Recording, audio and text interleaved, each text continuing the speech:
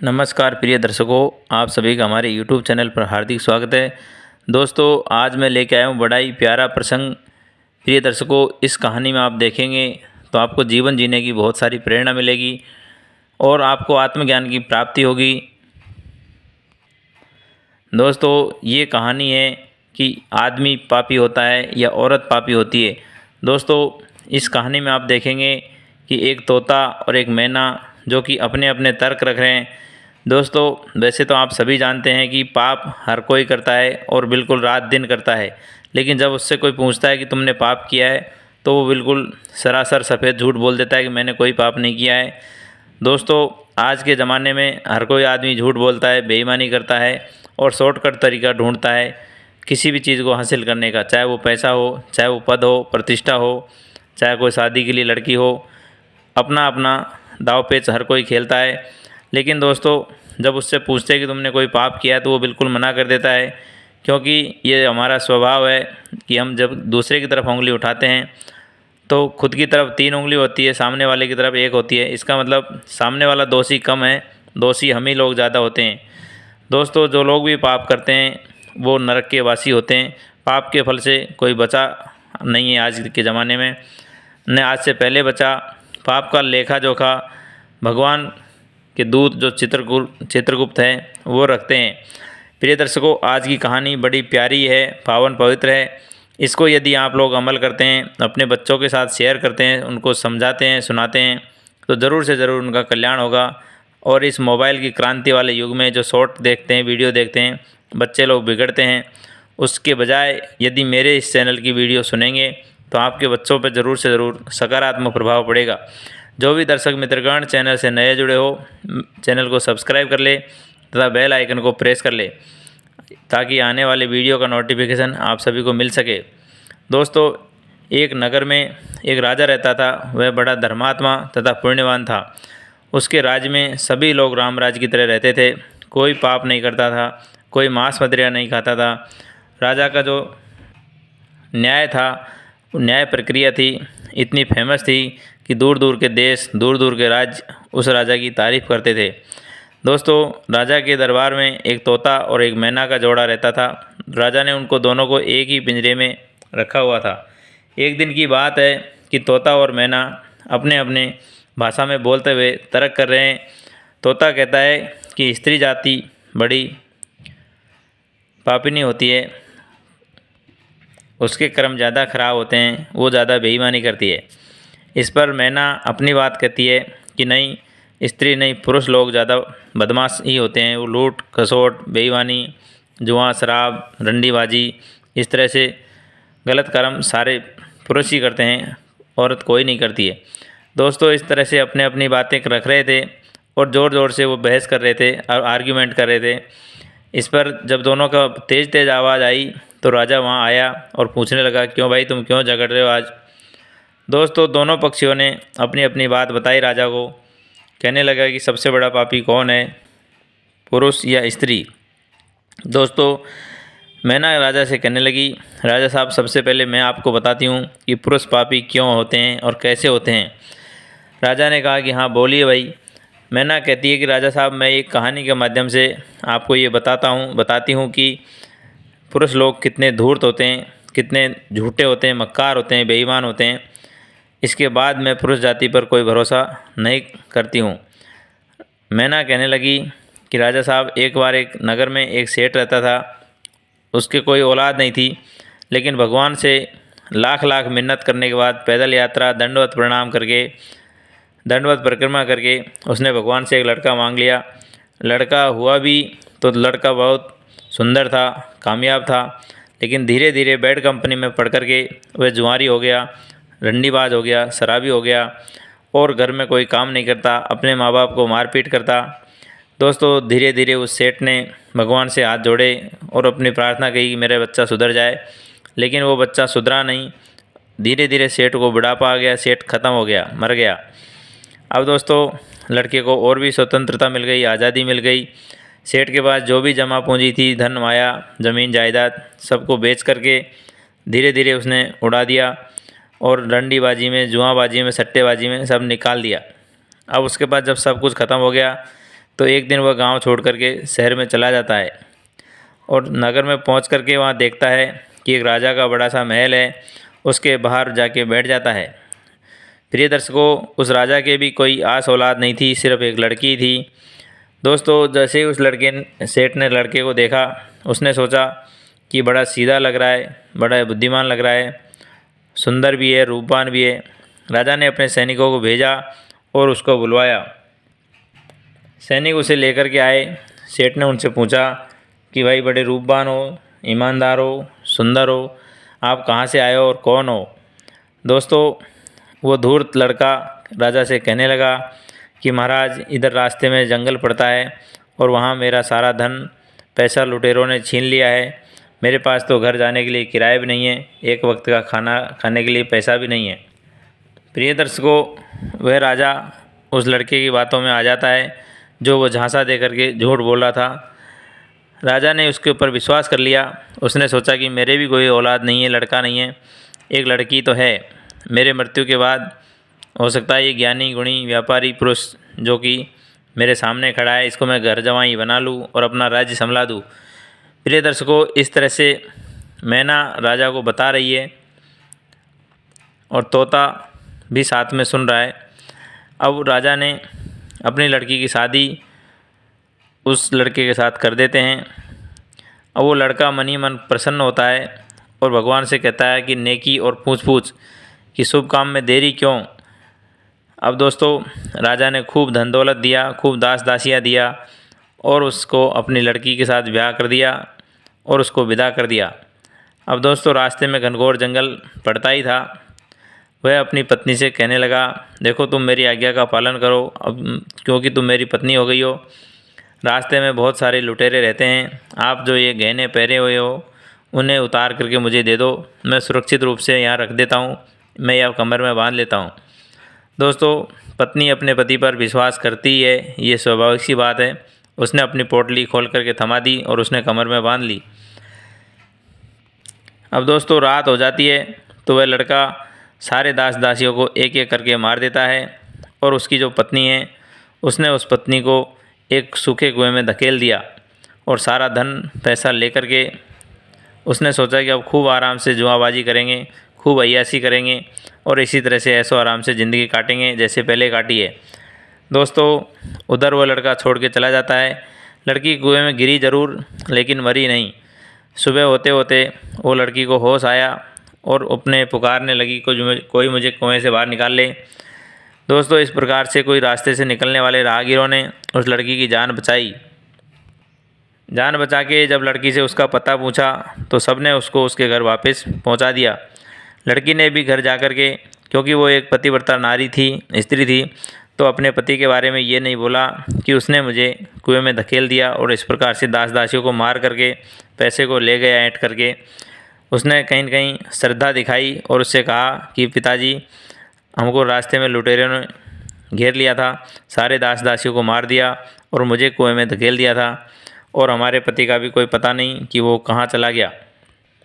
राजा ने भी थोड़ा धैर्य बंधवाया और कहने लगा कि बेटा चिंता नहीं करो, तुम्हारा पति जिंदा होगा तो ज़रूर आ जाएगा। लेकिन दोस्तों, कहते हैं कि कुत्ते की दुम 12 वर्ष तक के भी पत्थर के नीचे रख दो तो सीधी नहीं होती। धीरे धीरे वो जो लड़का उसका धन चुरा के ले गया था वो पैसा ख़त्म होने लगा और एक दिन उसको एक युक्ति सूझी। उसने सोचा कि मैं अपने ससुर के पास जाता हूँ और दोबारा उससे पैसा मांगता हूँ और उस राजा को, जो अपना ससुर है, उसको ये खुशखबरी देता हूँ कि आपकी लड़की माँ बनने वाली है और आप नाना बनने वाले हैं। तो वो उसका जो राजा है, ससुर है, खुशी खुशी उसको और पैसे दे देगा। इस प्रकार की उसने योजना बनाई।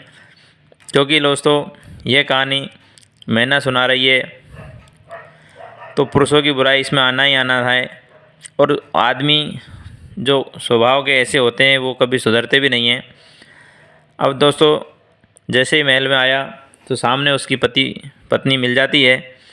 अब उसने अपने पति को देखते हुए सबसे पहले तो गुस्सा आया, फिर उसने असलियत बात बताई कि यदि अब तुम सुधरते हो तो अभी भी सुधर जाओ, अभी भी वक्त है।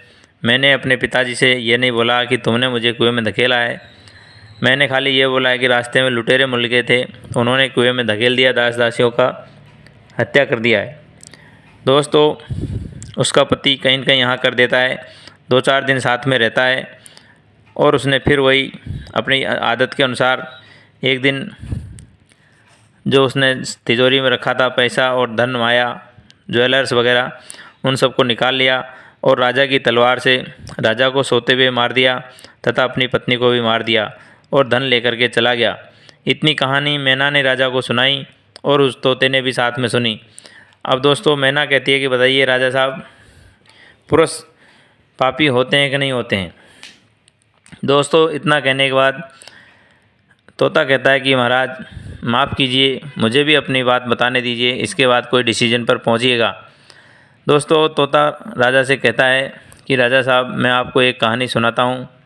किसी नगर में एक श्रीदत्त नाम का सेठ था, उसकी एक लड़की थी और उससे कुछ ही दूरी पर एक पड़ोसी राज्य था, दूसरा राज्य नगर था, उसमें सोमदत्त नाम का एक सेठ था।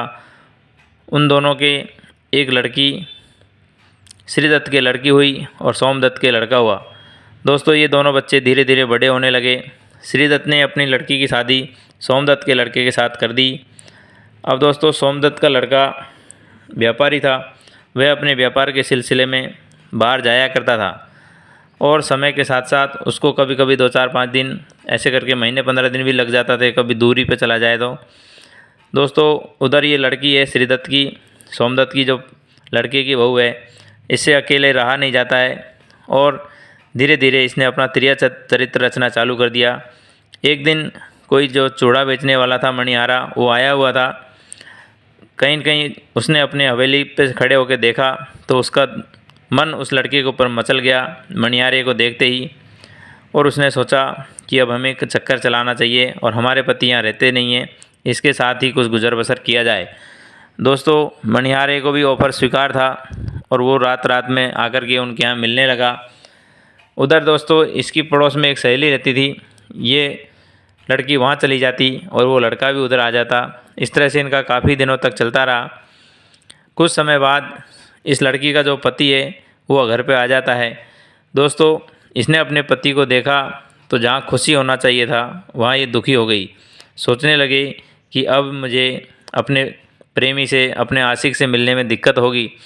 दोस्तों यह कहानी तोता राजा को सुना रहा है, साथ में मैना भी सुन रही है। दोस्तों एक दिन की बात, रात्रि को जब ये लड़की अपने आशिक से मिलने जा रही थी तो उसका जो प्रेमी है उसने सोचा कि रोज़ रोज़ मुझको भी ये काम करने में घिन आ रही है, समाज के लोग भी मुझे भला बुरा कहने लगे धीरे धीरे। तो उसने उस लड़की के कान और नाक काट लिए। दोस्तों ये सब घटनाक्रम रात को जब ये लड़की जा रही थी तो एक चोर ने देख लिया कि ये लड़की रात में आखिर जाती है तो जाती कहाँ है।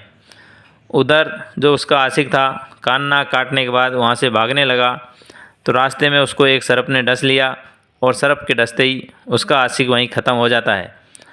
और ये जो लड़की है कटे हुए नाक कान के साथ अपने पति के घर पहुँचती है और सुबह होते ही इसने हो हल्ला कर दिया कि मेरे पति ने मेरे नाक कान काट लिए। अब दोस्तों आप ही बताइए कि किस प्रकार से त्रिया झूठा जाल रचती है और सीधे साधे उस पति को, बेचारे को जिसको कुछ मालूम भी नहीं था, उसको फंसाने की कोशिश कर दी। दोस्तों सुबह होते ही सारा हो हल्ला हो गया, पूरा मोहल्ला इकट्ठा हो गया। सब लोग राजा के पास पहुँचे और श्रीदत्त का जो सोमदत्त का जो लड़का है उसको सज़ा दिलाने के लिए कहने लगे कि महाराज इसने लड़की की नाक कान काट लिया है, इसको सज़ा दी जाए। दोस्तों वो चोर भी उसी महफिल में था और उसने सोचा कि यदि आज मैं बोला नहीं तो ज़रूर से ज़रूर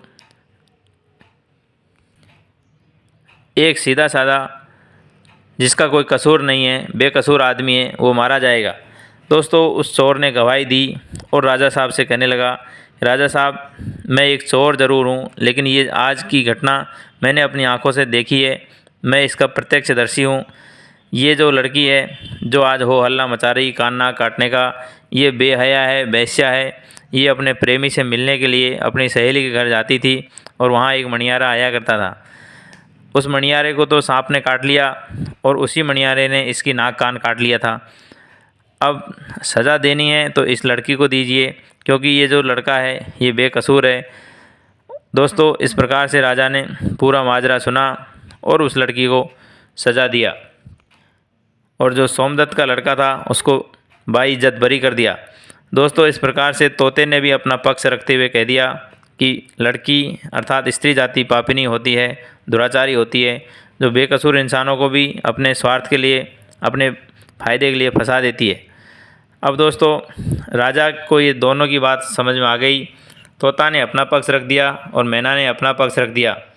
प्रिय दर्शकों, राजा ने दोनों की कहानी शांति से सुनी और अब कहने लगा कि देखो, मैंने आप दोनों की कहानी अच्छे से सुनी है।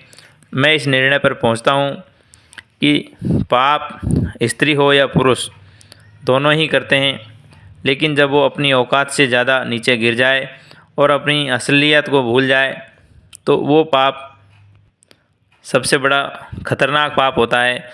यहाँ पर स्त्री ने एक बार गलती की, 2 बार गलती करी, लेकिन अभी तो इसका परंपरा ही हो गया था। इसने बिल्कुल अपना चलन ही बना लिया था। तो दोस्तों, इस प्रकार से स्त्री को उसने समझा के बोला कि गलती सभी करते हैं। यदि अपनी गलती को समझ ले और सुधार ले और अपने अंतःकरण को इस पर इफ़ेक्ट करे और पूरी तरह से सुधर जाए गलती करने के बाद भी, कहा जाता है कि मनुज गलती का पुतला है। जो गलती को ठीक कर लेता है, असली इंसान वही होता है। दोस्तों, उधर मैना की कहानी में भी यदि वो लड़का जो 2 बार कांड कर चुका था, अपना जीवन बर्बाद कर चुका था, सारा धन दौलत लुटाने के बाद भी उसको महल में अच्छा मौका मिला था रहने का, उसकी पत्नी ने भी उसका साथ दिया था। यदि वो सुधरना चाहता था तो वहाँ से सुधर जाता, लेकिन नहीं, उसने तो आगे बढ़ कर के राजा को और अपनी पत्नी को, जो पतिव्रता नारी थी, उसको मार दिया। दोस्तों, मौका भगवान सबको देता है सुधरने का, लेकिन सुधरता वही है जो अपने मन को, अंतःकरण को शुद्ध करता है और अपनी गलती का कहीं न कहीं पश्चाताप करता है। इस कहानी में इतना ही। दोस्तों, इस कहानी से जो भी सीखने वाली बातें हैं वो सीखिए और अपनी जो कंट्रोल की चाबी है वो अपने हाथ में रखिए और अपने आप ही सुधरने की कोशिश कीजिए। दूसरा के कहने से कोई सुधरता नहीं है। दोस्तों, आज की कहानी में इतना ही। सभी को राधे राधे, हरिओम। यदि कहानी अच्छी लगी हो तो कमेंट में ज़रूर बताइएगा। थैंक यू दोस्तों।